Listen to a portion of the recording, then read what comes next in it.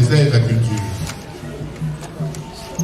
Monsieur le représentant du ministre de la Recherche scientifique et de l'Innovation, Monsieur le représentant résident de l'OMS, Monsieur le représentant du directeur général de l'IMPM,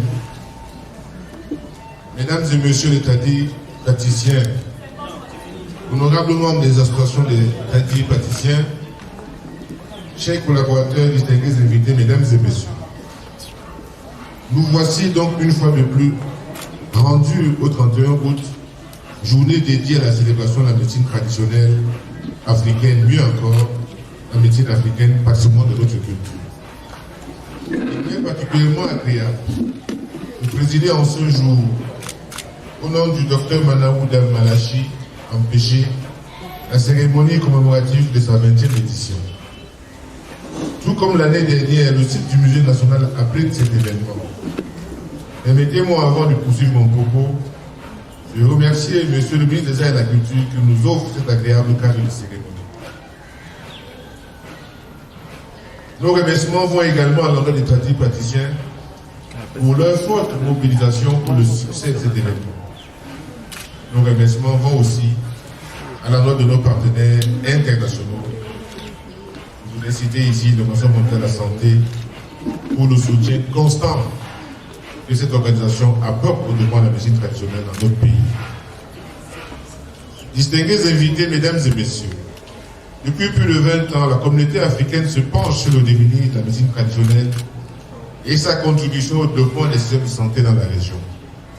Le Cameroun se joint une fois de plus ce jour au reste de la communauté de la région Afrique de l'OMS pour célébrer la 20e journée africaine de la médecine traditionnelle dont le thème est 2 décennies de la journée africaine de la médecine traditionnelle et au Cameroun en particulier. En effet, une grande partie de la population, plus de 70%, tant rurale qu'urbaine, a recours à la médecine traditionnelle en cas de maladie. C'est une médecine qui a fait ses preuves et continue d'ailleurs à le faire en Afrique. C'est le cas très récemment de la pandémie à Covid-19 qui a donné l'occasion à cette médecine de contribuer de manière efficace à déjouer certaines prédictions alarmistes sur la population africaine. Nous avons encore en mémoire l'engagement et la détermination des chercheurs et des praticiens de ce domaine en Afrique et au Cameroun en particulier. La médecine traditionnelle constitue donc un atout et une opportunité dont disposent les systèmes de santé des pays africains en matière d'offres de soins et de services de santé.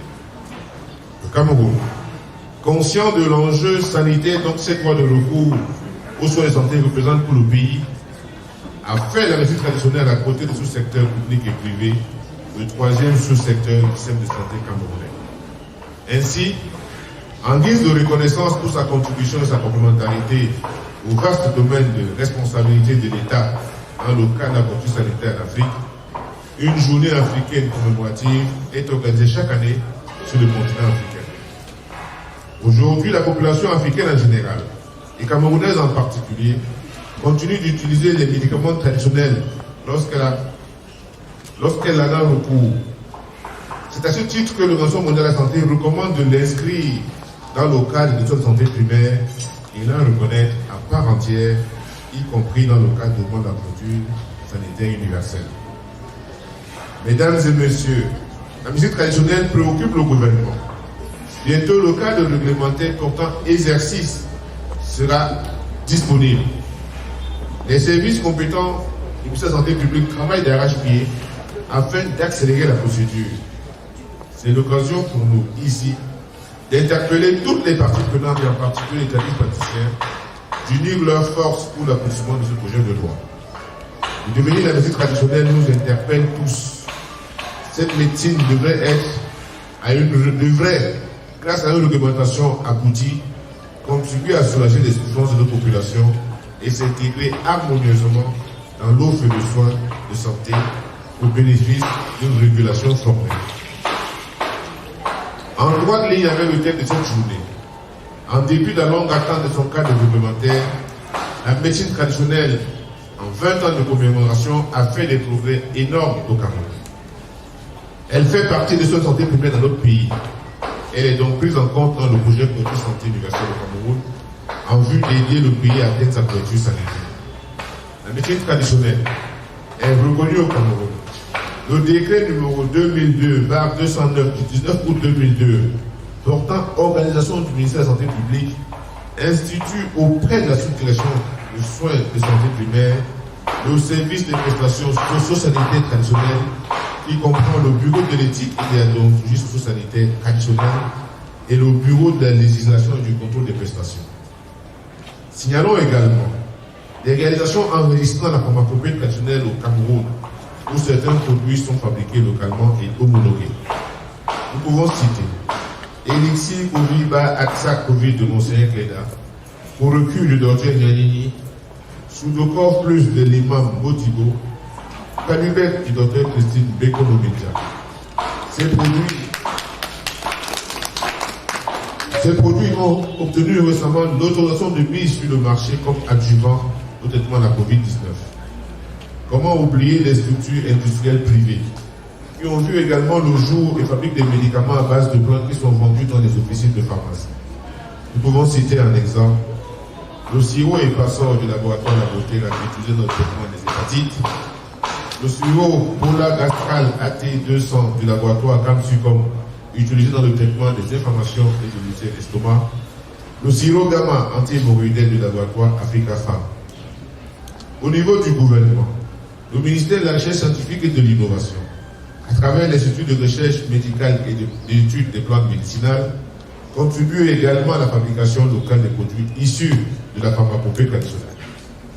L'INPM a mis au point 2 médicaments à base de plantes. Il s'agit de Tabercine, qui est une pommade antibactérienne utilisée dans le traitement des infections dermiques, Casmic, qui est une pommade antifongique utilisée dans le traitement des mycoses.